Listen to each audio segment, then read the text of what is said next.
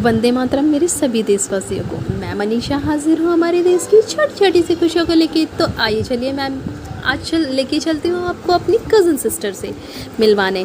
तो चलिए मैं पहुँच गई अपनी कज़न सिस्टर के पास। वो मेरा काफ़ी टाइम से वेट कर रही थी और फिर मैं और वो निकल गए पार्क में जाने के लिए। तो फिर मैं पहुँच गई पार्क और फिर कोई मिले या ना मिले पर मेरी मम्मी ज़रूर मिलती हैं।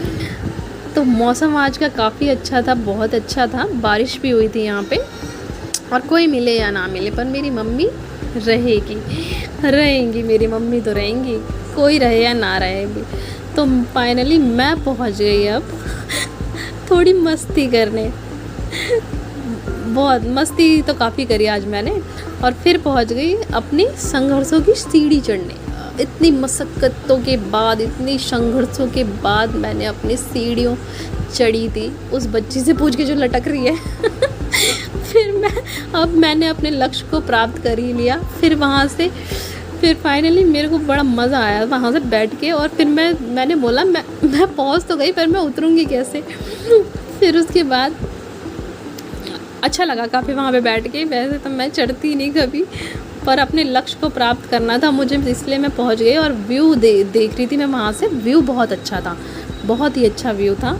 और आज का मौसम भी बहुत सुहाना था, बहुत ही अच्छा था, मस्त मौसम था यहाँ का मौसम। और फिर उसके बाद इतनी मेहनत तो होती नहीं है, पसीने पोंछते हुए मैं आगे बढ़ी अपने। तो फिर वॉक करने लगे मैं और मेरी सिस्टर वॉक करने लगे। फिर उसके बाद मैंने देखा ये जो ट्रेंडिंग फ्लावर आजकल हो रहे हैं ना, बहुत वायरल हो रहे हैं। तो तभी मेरी कज़न सिस्टर ने मेरी कुछ